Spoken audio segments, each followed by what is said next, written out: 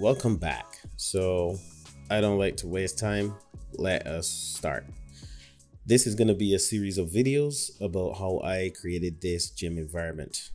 And this set is about the modeling. So, let's start with the blockout. And as you can see, this is the third person template from Unreal. I'm using version 5.5, but that really doesn't matter when you're blocking out stuff. As you can see, I use the existing walls and just adjust them to my vision. And here I'm creating some basic materials, very basic, just to help me, again, idea of the color depending on the object that I'm going to be using. So funny enough, this is the wall that inspired this entire environment. One day I was in the gym and I was looking at the wall and I was like, why not texture that wall? And texturing wasn't enough. I decided I'll create an entire environment. So what you saw there was the grass. Some gyms, if they're large enough, have a grass area where you can do other exercises, right? So here I'm blocking out the barbell rack. So again, you don't have to block out our model at all in Unreal, but this was a challenge for myself so that I can stay in the software that is going to be in the end, I guess. And the idea here is not to overcomplicate it, which is easier said than done for people like me. I'm not sure if you're that type of person, but yeah, that's pretty hard for me to do. So this was another challenge, making sure I don't try to model it too detailed. So I'm just cutting it. As you can see, the sides aren't even equal. Like, it doesn't matter. That's the good thing about blocking out. You can get an idea down really quickly and you don't have to spend like a 1,000 years. Funny enough, I am spending way too long on this. I should have probably used another cylinder. Oh, there it is. Exactly. So sometimes you don't realize you're spending so much time on something that simple. And while it's nice, it would have been just easier to do what I did right here. As you can see, that was pretty fast. And then I just duplicate it and create the rack. So the key here is to get the sizing correct. So that's why I have the mannequin there. It's not on screen now, but you saw it. Just to get the sizing roughly correct. It doesn't have to be perfect, but I did want the sizing just about right. It actually looks a little small now that I'm looking back. Yeah, exactly. See? So this is what you want to do. You want to make sure the sizing is appropriate. That's the one thing you can spend a little bit more time on. All the details aren't as important because the lighting, the camera angle, those will be most affected by size relations and the textures. So you can get far enough once the size is roughly appropriate to what you're doing. As for the details, the silhouette is the most important. So as you can see, this is the rough silhouette of a barbell rack, I would say. So that should be good enough, and we can probably move on to the other thing. So I'm bringing in the walls and I'm trying to determine how big the room I want, like how big do I want the room to be. And when I've determined that, I keep it there for now and move on to the next thing, which is gonna be kind of a medicine ball rack. I know I'm using rack a lot, but hey man, I think that's what it is. So I'm blocking out again an idea of the footprint that the medicine ball rack will have, and using literally cubes. I think there's a technique to blocking out for some people, and they just use cubes. I don't know if there's a word for it, but I think there's a word for just using cubes to block out stuff. I should look that up. So anyway, here I am creating the handles for where the medicine balls will sit. And again, it's just about the silhouette. It's just about how it roughly looks and roughly shapes. That's English. And there are different sizes of medicine balls, so just do it quick and move on. As you can see, the timer I put in the bottom left, I hope is not covering up something important, but I don't think it is. So I dropped the quick materials on there and I moved on. So about 37 minutes have passed. For me, that is a good amount of time, to be quite honest, uh, when blocking out something like this. So I'm satisfied with the medicine ball. So now I'm moving on to the yoga mats. And as you saw back there, I tried to draw something and it was getting complicated. So I just resorted to a cylinder.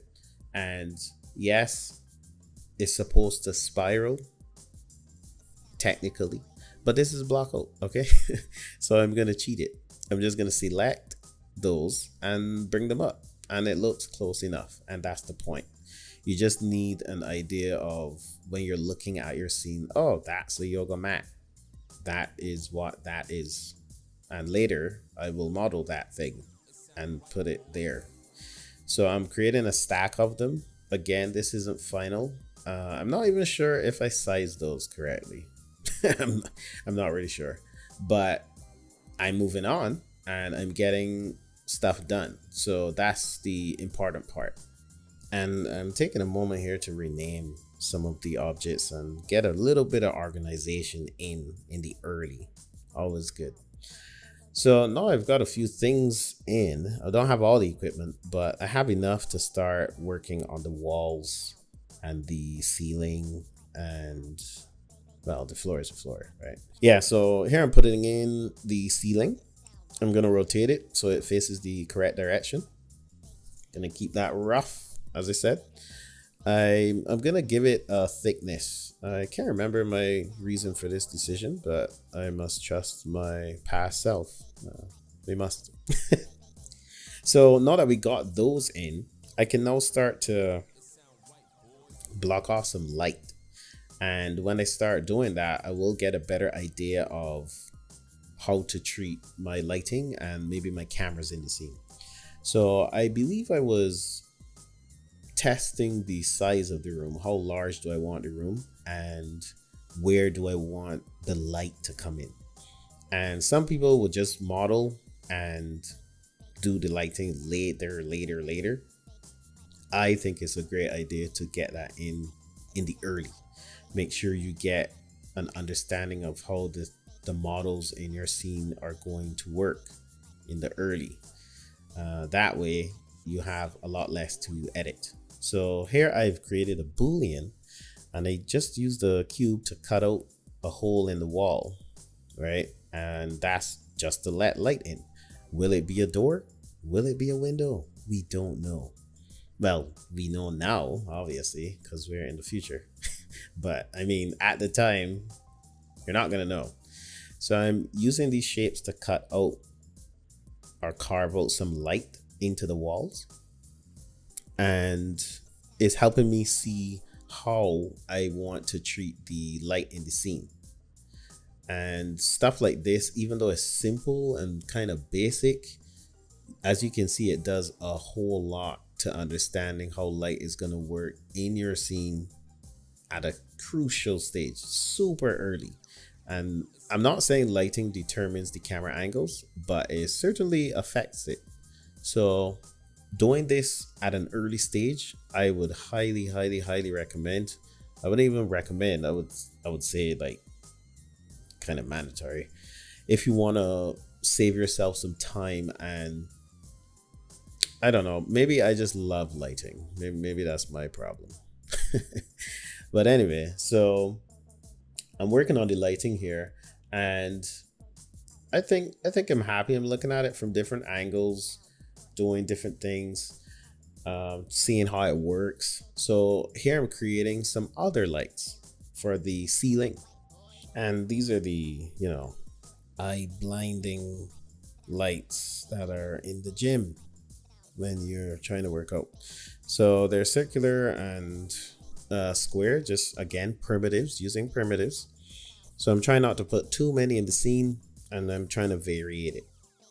And I'm here creating the emissive material, and that's just to slap them on and change some settings and make sure that the emissive power is strong enough.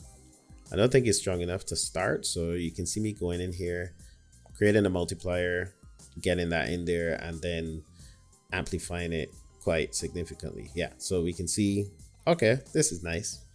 But in order to see it properly, I might have to wall off the lights that I have, the natural light, sorry, coming into the scene. So that's what I'm doing here, just walling off. And I'm seeing the effect the lights have on the scene without the natural light interrupting. That's just a matte color I put onto the walls just to see. So now that I'm kind of happy with that, I've put in a sky that I would prefer to use, which is the Ultra Dynamic Sky plugin. I bought it because it's just too good. So I'm rearranging some stuff. I'm checking out some loose camera angles. Nothing in stone yet, but I'm seeing how the lighting works in the scene. Even though it's a blockout, we have enough information that we can, you know, okay, cool, yoga mats in the foreground. Oh, do I want the weight rack here, the medicine ball rack? So I can do a lot of stuff here. I'm changing the focal length of one of the cameras. So I'm starting to play around with the cameras, the camera angles, and it depends on what your scene is for. I already know that this scene is going to be for still imagery, right? Nice still images. So now I'm in the camera phase. I'm editing some cameras and looking at my final shot composition. So here I am checking the lights. Do I like the ceiling light here? Do I like the natural light? I'm trying to figure out what I want for the final shot, even though I'm in the blockout stage. I highly recommend doing this. It will save you so much time, and it will also help you figure out what to model.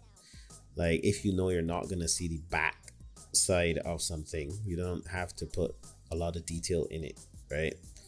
So for this, I'm trying to be cool, trying to be fancy, look at some some interesting angles, and you know, I'm trying out stuff, right? That's the whole idea of the blockout phase.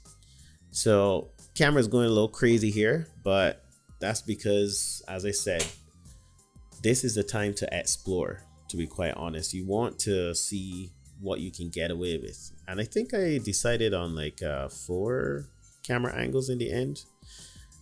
So making a few adjustments, but all in all, I'm pretty happy exploring. So I'm also creating different lighting for each camera. This is actually a pretty common thing to do when you're presenting your work, like professional work. A lot of people do stuff like this, so don't think like you have to follow the rules, right? Like normally I would, but I've recently learned the value of doing stuff like this. So here I am creating the Dumbell, and you know, as you can see, we were just doing lighting and cameras, and we're back to blocking out, because you know, there's some more elements I would like to put into the scene. So it's fine to go in and out of these stages. So like you don't have to treat the blockout stage stiffly, right? So like it's not stiff, it's yours. So treat it like yours, you know. It might sound, you know, attacky, but I'm talking to myself, to be quite honest. So I'm creating the sign, like, you know, some gyms have a sign there with the rules on it, or something like don't leave weights on the grass, like usual, right? So yeah, like don't be stiff, right? Try to be loose, try to be fun, like have fun, sorry, and mess around. That's what the blockout stage is for. So that's just an outlet, just a box. So I'm adjusting the lighting to be interesting, right? And I'll, you know, work on the camera angle. So I'm like, okay, I like how the shadow is coming there, cutting down. You got a dumbbell standing, one laying on its side. Wait, on its side would be standing, actually. Yeah. Anyway, you can see, okay? So I'm here messing with the camera and the lighting, and I think I love this shot. uh is this my favorite shot? I'm not really sure. So you can see I'm testing the lighting in the other camera views, and I'm adjusting it again. So I went from modeling those dumbbells and then back to lighting, back to camera. So that's what I mean by not being stiff, being okay with treating the whole process like a process. It's the blockout stage isn't just modeling. It is also blocking out the lighting, blocking out the composition, blocking out your scene.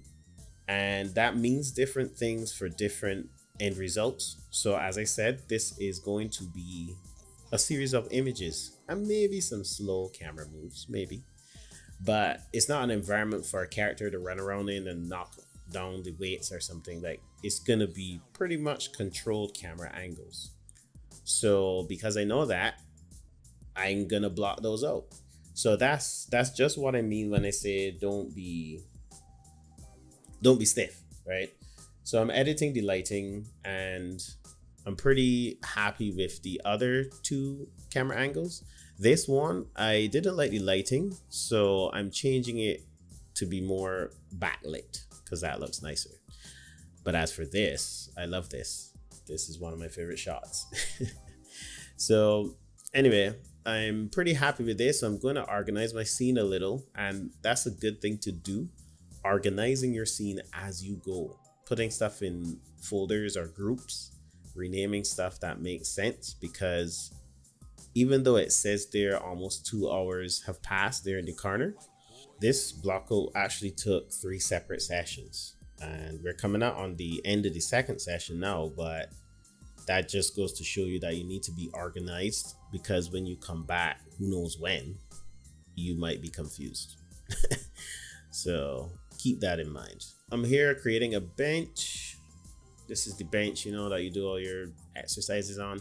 And again, I could spend a whole lot of time making this look closer to the final end result, but I don't care. It's a blockout. Is it a bench? Yes. Does it look like a bench? Yes, ish. Is it the correct scale? Yes, I think. But the point is, it just needs to be good enough. And I actually like the bench being here under the sign. I like that. Yeah, it also reflects real life anyway, so that's a nice bonus to have. So I'm gonna move on to the last piece of equipment in the blockout, and that's the thing that you have the weights on it and you push it on the grass. The sled, yes, the weight sled. So spoiler alert, this does not make it in the end. I didn't follow through with this model at the time. Maybe I'll revisit it before I drop the videos, I don't know. But yeah, as you can see here, this was the more complicated modeling, if I can even call it that. I spent a bit more time modeling this inside Unreal. As I said earlier in the video, I wanted to stay in Unreal. It was a personal thing. I want to practice being able to block out an environment while in Unreal. That's important to me. But you don't have to do that. You can go and kick rocks. I'm just kidding. You can go and create your own, use your own software. Sorry, like you can use Blender, Maya, whatever, and model it there and import it. That's completely fine. But I stayed here because it was important to me. So, and honestly, I'm not gonna say I recommend it, but it saves a lot of time. So, I get to stay in the software, no import, no export. And because it's a blockout, it doesn't have to be that amazing, right?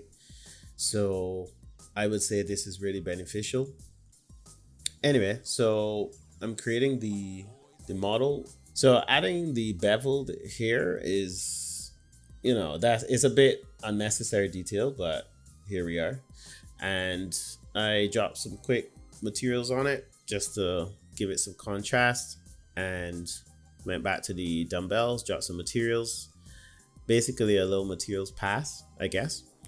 And that's done. So now I can place that where I want it in the scene, more or less, and get to going, like continuing to finishing this block out. So the other thing I want to look at is the camera. So I'm looking at the angle, seeing how it looks, and then I notice in the corner there's usually a camera here. Will we see it in the end? This is one thing I'm not sure if we do see in the end. But because it's so simple, I just put it there for now. And if it's there, it's there, you know. So I put another one on the other end and I come back to this camera angle. I'm trying to see how it works, the elements in the scene, how they work. And then I go back to modeling the block out. So as I said, don't be stiff, just do what you want to do at the point in time and move from stage to stage, man. It's a block out. Block out is the term for the whole thing, is how I choose to look at it, not just the modeling. So I'm here working on the tiles. As you can see, I needed to create a new material because these are those rubber tiles that, you know, you drop the weights on.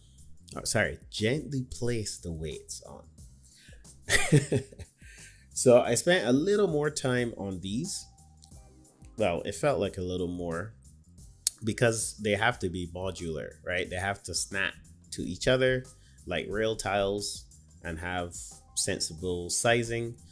So I just put an offset there for the tiles because there's this black rubber border that goes around them and I want it to snap to that as well.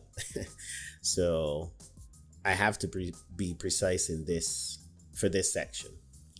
Of course, you just saw me adjust the elements in the scene to sit on the tiles. That's pretty straightforward. But I'm here creating the edge that I'm telling you about. And I remember at the time I was trying to figure out, do I create one edge and then rotate it and duplicate it? Or do I do this that I'm doing right now?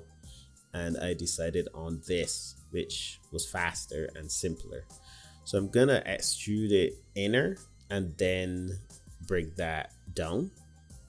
And it's fighting with the tiles, etc., etc. So I just bring them below it and now I have my offset. So again, simplifying everything really helps you to move along your concept. Here I'm getting a bit carried away with the detail. I could have left it there because it's a block out. So here you can see an example of doing too much, right? But sometimes you get caught up and you're like, well, maybe I fix this now. But the flickering was annoying me, and the edges, I wanted them to, even though it's a blockout, I did want them to represent the final product a little bit better. So anyway, that said, we have, you know, all the elements now that I wanted at the time in the scene. All the elements have been created. I know it's not, you know, it's not a full gym, right? It doesn't have everything you will find in the gym, but I was happy with this for the scene I had in mind. So here I am placing some new materials, and the other floor, this one I believe is like a tile, just regular vinyl tiles, I believe. And now I'm returning to clean up the scene, you know, name some of the elements, organize the lighting, and then introduce the camera angles. So this is the final camera angle. And as you can see here, I played with the focal length. So focal length for your cameras is actually quite important. A lot of people leave it to the default. I do not recommend that. Yes, it's extra work, but as a photographer, I just know the difference between just leaving stuff at the usual 35mm and changing it. It's just too good. There's a reason some artwork looks better than others, and sometimes it comes down to the presentation. Actually, no, a lot of the times it comes down to the presentation. So as you can see here, this is just a block. There are no materials. no textures. There are no textures in this scene, but we have some pretty good lighting blocked out. We have some good camera angles and good composition. And with that, you can go really far. So here's a screenshot directly from the editor, pure screenshot from the editor, and you can see the potential. That's the point. That's all we're asking for. It's just the potential of what is to come. That's literally what a blockout is. So even though I didn't continue with it, now I know, okay, I got that. That's something. So if we take a look at the other angle, this might also get changed, but I have a interesting camera angle, a good composition, and the element, you can tell which element is the star of this scene, this shot, and that's enough for a blockout. Who cares if it changes later, right? That's enough. And if you go to my favorite scene, I would call it, I love this scene. It has a bit more drama to it, you know. The dumbbells are partially in shadow, but the metal has the light glistening. You got the power outlet to show how low it is to the ground, you know, context, I guess. And you can see clearly the texture on the wall. So, well, in the future, of course. So you'll be able to see the texture on the wall. For me, this project was about creating textures originally. So each shot was supposed to make the texture shine. Whatever texture I wanted to show be the hero of the shot. So for this, it could be the wall mostly, and maybe the grass. That's the point of the blockout. So I have that. And for the last shot, which is funny enough, this is the opening shot. This, I also do like this shot quite a lot. It might be my second favorite. It kind of sets up the scene, you know, like you can tell where we're going with the scene. It's kind of an establishing shot. So you can see we have the gym equipment here. Where are we? We're in a gym. What time of day is it? Sunset-ish. What else is in the gym? Oh, we got the medicine balls in the back. We got, like, you know what I mean? It's a low angle shot to get you close to the ground. It's nice. And so, like, you want to be thinking about these things when you're blocking out your environments. It's not just about the modeling. It never was, and it never is. You will have to present it later. So it's great to get these things done in the early, and you know, just don't get too carried away with it, and make sure you block out what is important. So thanks for watching this video. I'll be, you know, hopefully I'll see you in the next video where I'll be going through the barbell rack and how I model that. But yeah, thanks, and I hope you stick around for the other videos in this series. It would help if you subscribed so you can see those when I upload them. But otherwise, you know, leave a like, comment. I'll be happy to see it. So I'll see you in the next one. Respect. Protect.